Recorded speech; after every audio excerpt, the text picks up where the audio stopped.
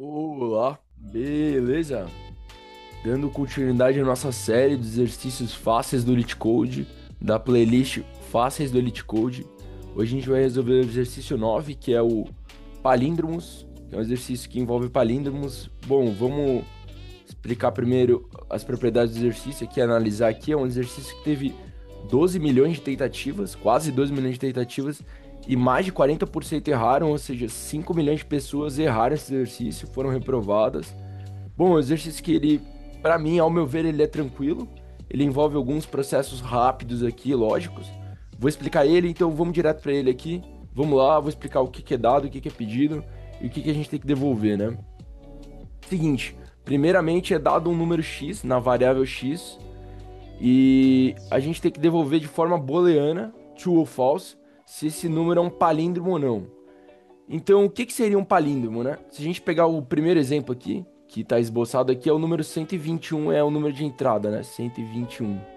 O número 121, ele é um palíndromo? Bom, ele é. Por quê? O que que é um número palíndromo?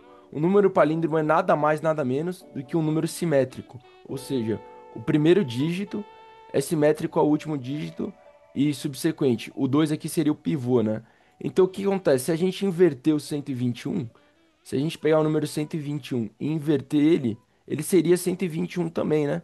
Ou seja, essa simetria permite a gente inverter o número e ele ser o original ser igual ao final. Ou seja, então o 121 é um palíndromo. É um número que se você inverter ele, ele é igual. Então, nesse caso, a gente retornaria true. Vamos ao segundo exemplo aqui. Ele dá. O segundo exemplo, ele dá o número menos 121. Ele dá um número negativo. Se a gente pegar o número menos 121 e inverter, ele vai ficar assim, né? O caractere menos ele vai ficar no final. Então, nesse caso, 121 não seria um palíndromo. Então a gente retorna false nesse caso. E por último, o terceiro exemplo que ele dá o exemplo 10, né? Se a gente pegar 10 e inverter, fica 01, né? Então não é um palíndromo, né? Ele não é simétrico.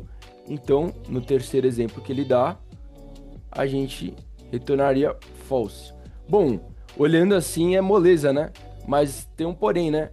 Os números, eles podem ter até 2, pode ser um número 2 elevado a 31, né? Ou seja, podem ter milhões de dígitos os números, né? Então isso, batendo de olho, não fica tão fácil, né? Por isso a gente programa, né?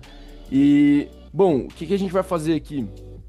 A forma que eu tô pensando na gente resolver esse exercício é, primeiramente, transformando esse número de entrada, o número x, numa string.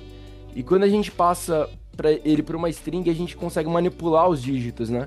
Fica fácil da gente fazer comparações. Então a gente transforma em string, inverte a string e compara a original com a string inversa. Bom, vamos pro código, vai ficar explicado aqui o que que eu tenho em mente aqui. Vamos, primeira coisa, criar a string original. Então eu vou escrever aqui, original.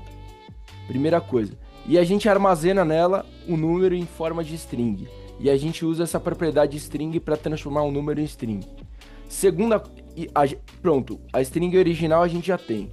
Agora a gente vai inverter essa string e comparar ela com a original. Como que a gente vai fazer isso? Vou criar aqui a variável inversa, e a gente pega a string original e a gente usa esse comando, que é dois pontos menos um, original. A gente pega o original e usa esse comando, que é dois pontos menos um. O que que está fazendo? Ele está invertendo os dígitos da string, né? Os caracteres da string. Então na inversa está sendo armazenado isso. A gente pega a string original, inverte ela e armazena na variável inversa. E agora a gente nada mais nada menos faz do que comparar as strings. Então a gente pega o original, a gente estabelece uma condição if original é igual à inversa. Se for igual, a gente retorna true. Retorna true. Se a string original for igual ao inverso, ou seja, são palíndromos, a gente retorna true. Caso contrário, se elas não forem iguais, a original não for igual à reversa, a gente retorna return false. Ou seja, a string não é um palíndromo. Bom, o exercício é esse. Me impressiona um pouco ter mais de 5 milhões de erros num exercício como esse. Eu achei simples. Só envolve esses pequenos processos, né? Que, recapitulando aqui, é pegar um número e converter ele para uma string. Pega essa string e inverte ela e compara a original com a inversa. Bom, é isso. e retorna de forma booleana, né? True ou false, que é se é um palíndromo ou não.